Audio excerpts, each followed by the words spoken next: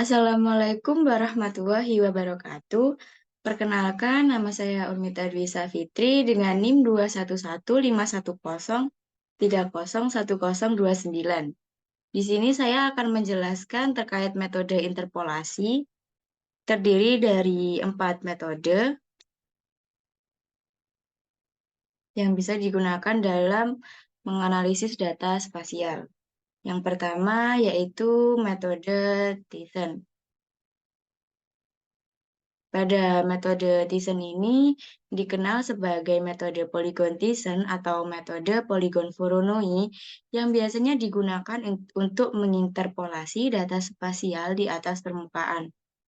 Pada metode ini membagi wilayah menjadi poligon yang berpusat pada titik-titik pengamatan yang ada, dengan setiap poligon menggambarkan wilayah pengaruh terdekat dari titik tersebut.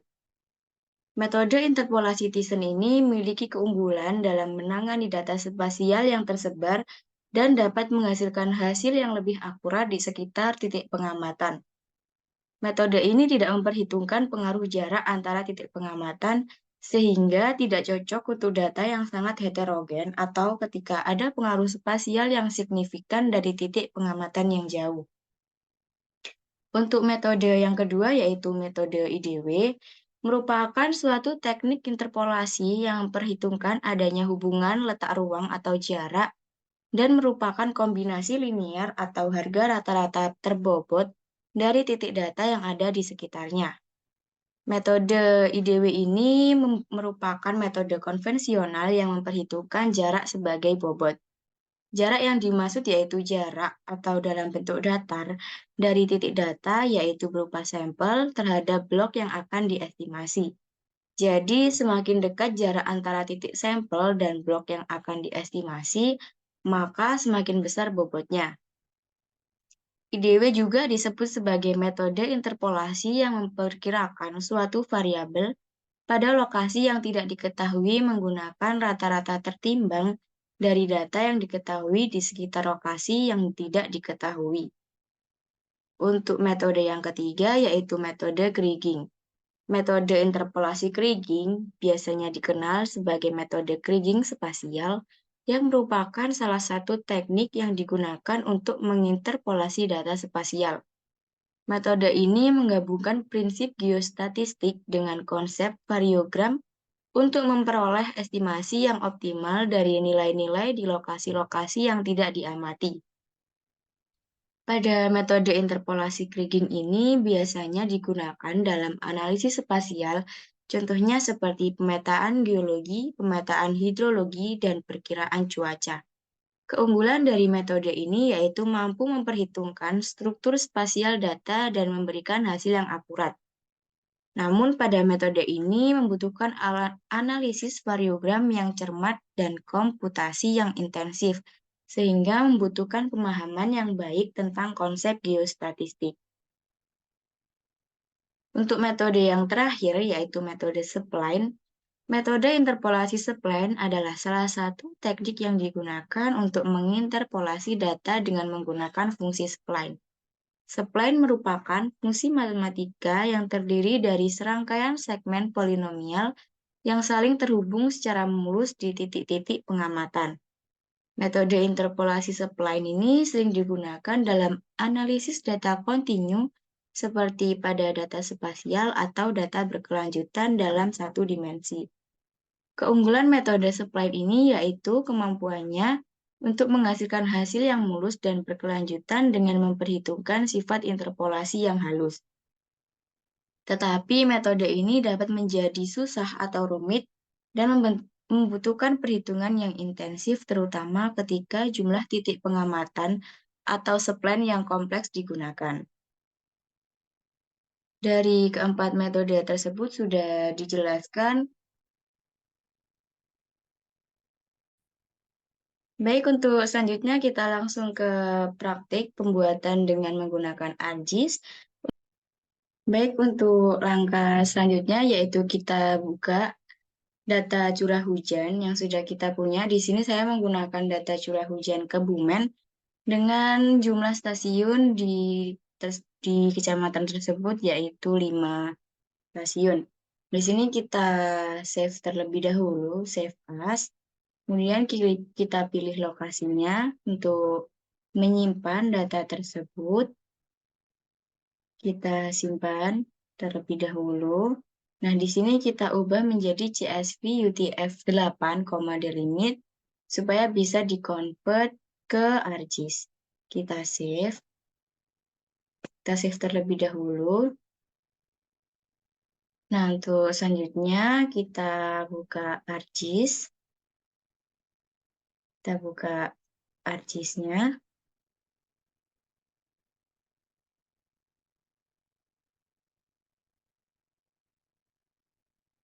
Oke, kita hapus terlebih dahulu ini. Kita add data di sini. Data yang tadi yang sudah kita buat, kita konekkan dulu ke folder dan masukkan data yang kita convert tadi.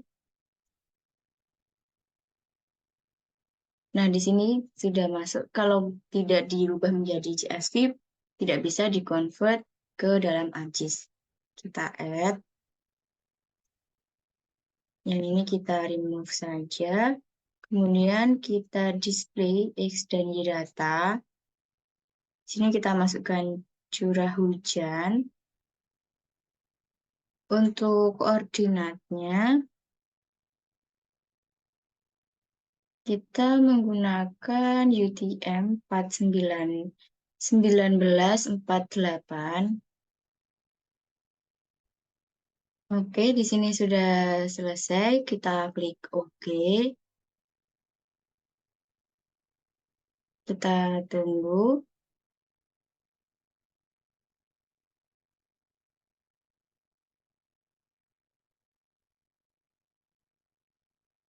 Kita klik OK. Kita klik OK lagi. Nah, ini untuk stasiunnya sudah muncul.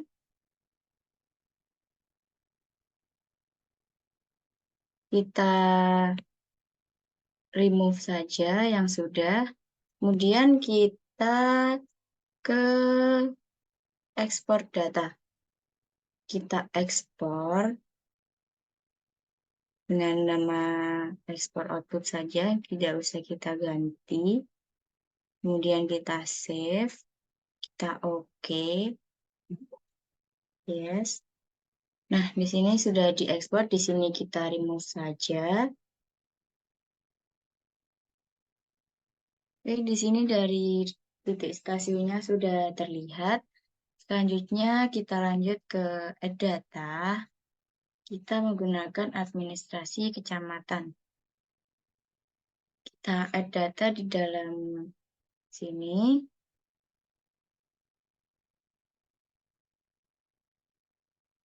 Nah, setelah kita masukkan akan menjadi seperti ini dan sudah kita masukkan terkait administrasi kecamatan.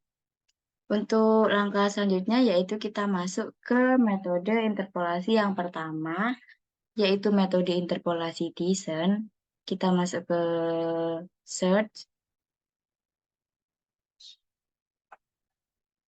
Kita masuk ke search sebelah box ini. Kita cari, kita klik Thiessen. Kemudian kita pakai yang poligon yang analisis. Nah, ini kita masukkan data curah hujan yang sudah diekspor. Nah, untuk outputnya bisa kalian kasih nama sesuai dengan kemauan. Kita kasih nama Thiessen. Kita save. Kita environment terlebih dahulu di processing expand. Ini menggunakan administrasi kecamatan, kemudian raster analisis. Ini juga menggunakan administrasi kecamatan. Klik OK, lalu OK. Kita tunggu sampai poligon Thiessen-nya sudah bisa digunakan.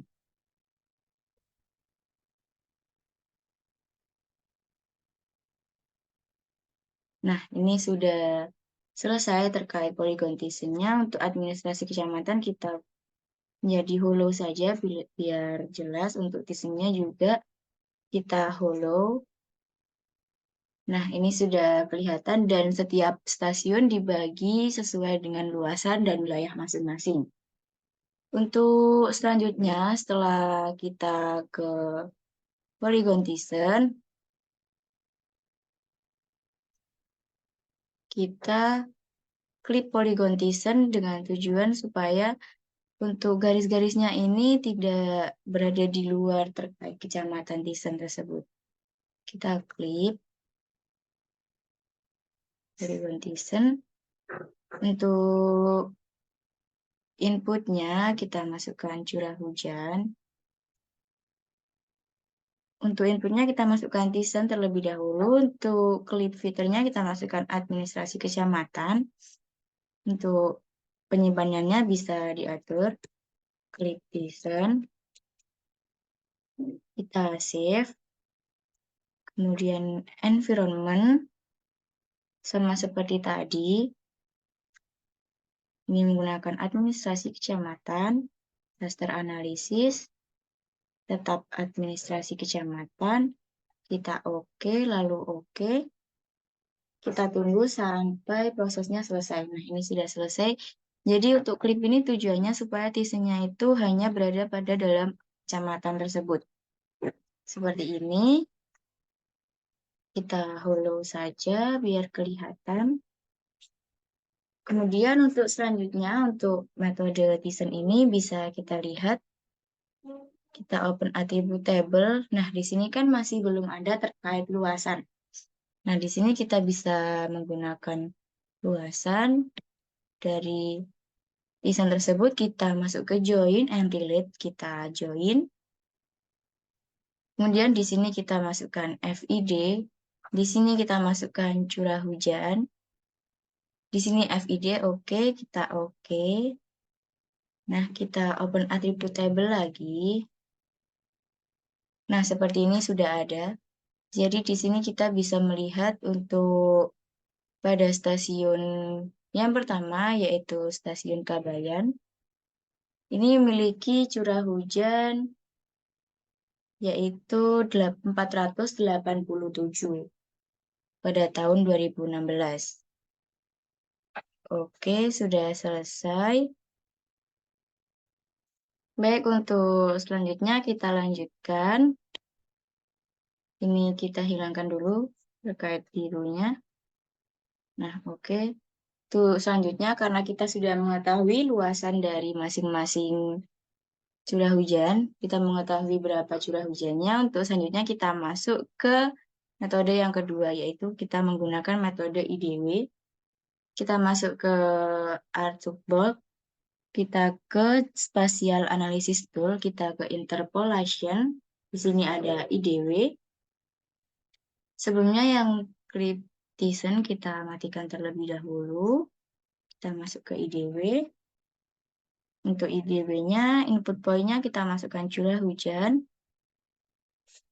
Ini kita masukkan curah hujan, karena kita akan menganalisis curah hujan. Oke, ini kita bisa save IDW. Karena di sini raster database belum masuk ke SHP.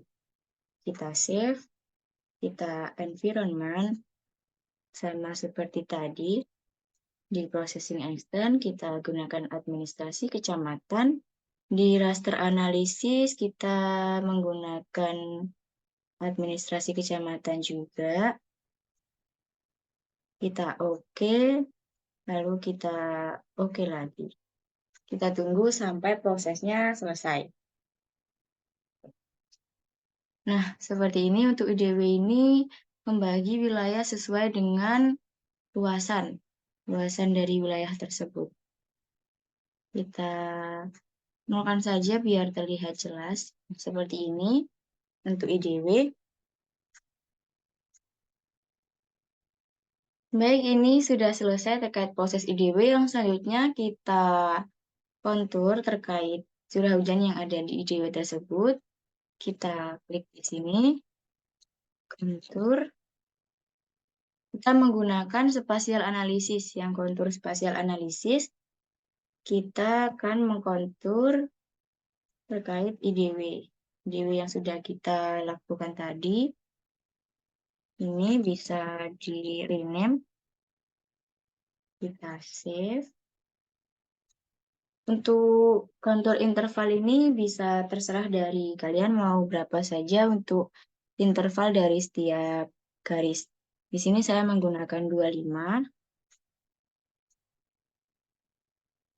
Kita environment seperti tadi. Ini menggunakan administrasi kecamatan dan raster analisis menggunakan administrasi kecamatan. Oke, kita oke. Kita oke juga. Kita tunggu sampai prosesnya selesai.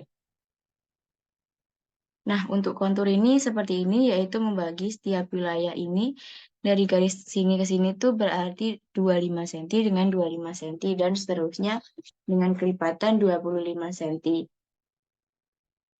Nah, untuk terkait metode analisis interpolasi dari IDW sudah selesai. Kita lanjutkan, ini kita geser ke bawah. Kita lanjutkan ke selanjutnya yaitu metode kriging. Sama seperti di IDW tadi, berada di bawah IDW yaitu kriging ini. Kita klik, kita samakan seperti tadi curah hujan. Oke, ini kita ganti ke curah hujan, sama. Untuk ini kita rename, bisa rename terserah. Kita gunakan kriging. Motif sama seperti IDW karena ini masih raster database biar bisa jadi SHP. Oke, kita environment. Setiap langkah kita environment supaya koordinatnya tetap sama dan tidak ada yang melenceng dari kecamatan tersebut. Ini kita masukkan administrasi kecamatan. Kita oke lagi. Kita tunggu sampai prosesnya selesai. Untuk kriging ini sama seperti IDW, tetapi dari kriging ini menyatukan terkait wilayah-wilayah yang memiliki nilai hampir sama. Jadi disatukan gitu, tidak berbeda warna. Kemudian dari kriging ini sudah selesai, sama seperti IDW, kita kontur juga. Nah, ini kita gunakan spasial analisis. Kita kontur yang kriging. Di sini kita rubah nama kontur kriging. Kita save. Di sini saya menggunakan 20 cm. Biar berbeda seperti tadi, biar terlihat perbedaannya juga. Kita environment, processing extend, administrasi kecamatan, raster analisis. Di sini juga menggunakan administrasi kecamatan. Kita oke, lalu kita oke. Kita tunggu. Nah, di sini lebih banyak terkait konturnya karena yang tadi itu menggunakan 25 dan yang ini menggunakan 20 cm. Jadi lebih banyak daripada yang IDW tadi. Nah, untuk kontur dari kriging dan juga metode kriging sudah selesai. Kita lihat open attribute table. Nah, di sini perbedaannya dari 480 menjadi 460 dengan selisih 20 cm. Jadi setiap kontur atau setiap garis itu memiliki selisih 20 cm. Nah, dari kriging sudah selesai, kita centang dulu, kita berpindah ke metode yang terakhir, yaitu metode spline. Untuk tempatnya sama seperti kriging dan IDW berada di bawahnya. Di sini menggunakan curah hujan. Di sini kita ubah menjadi curah hujan. Untuk outputnya jangan lupa di rename. Di sini kita merename spline.div sama ulasannya karena di sini masih raster analisis data. Kita environment, kita processing extend, menggunakan administrasi kecamatan, raster analisis, sama administrasi kecamatan. Kita oke, lalu oke lagi. Kita tunggu sampai prosesnya selesai. Nah, untuk spline ini lebih membagi seperti garis-garis lurus, tidak banyak lekukan, sedangkan dari interpolasi dan kriging tadi, interpolasi IDW dan kriging tadi banyak terkait lekukan dan lingkaran-lingkaran dari setiap warnanya. Nah, untuk spline ini kita kontur juga sama seperti kriging dan IDW, di sini menggunakan spatial analysis tool. Kita kontur yang spline. Di sini kita rename kontur spline. Kita save. Di sini saya menggunakan tadi sudah 25, 20 dan di sini 15. Kita environment, processing extend. Kita yang sini kita ubah menjadi administrasi kecamatan, raster analisis, sama administrasi kecamatan. Kita oke, lalu oke lagi. Kita lihat perbedaannya dari sebelumnya. Nah, di sini dengan menggunakan kontur 15 ini lebih banyak garis dan lebih padat dari luasan dari antara garis tersebut. Nah, kita lihat di Open Attribute Table. Nah, di sini lebih banyak ada 33 garis. Dari setiap garis ini memiliki selisih 15. Nah, untuk hasil akhir dari spline seperti ini dengan menggunakan kontur. Nah, di sini saya sudah menjelaskan terkait 4 metode interpolasi yang bisa digunakan dalam analisis spasial. Semoga bisa dipahami dan bisa bermanfaat bagi banyak orang. Baik, di sini saya pamit undur diri. Cukup sekian. Mohon maaf bila ada yang salah. Wassalamualaikum warahmatullahi wabarakatuh.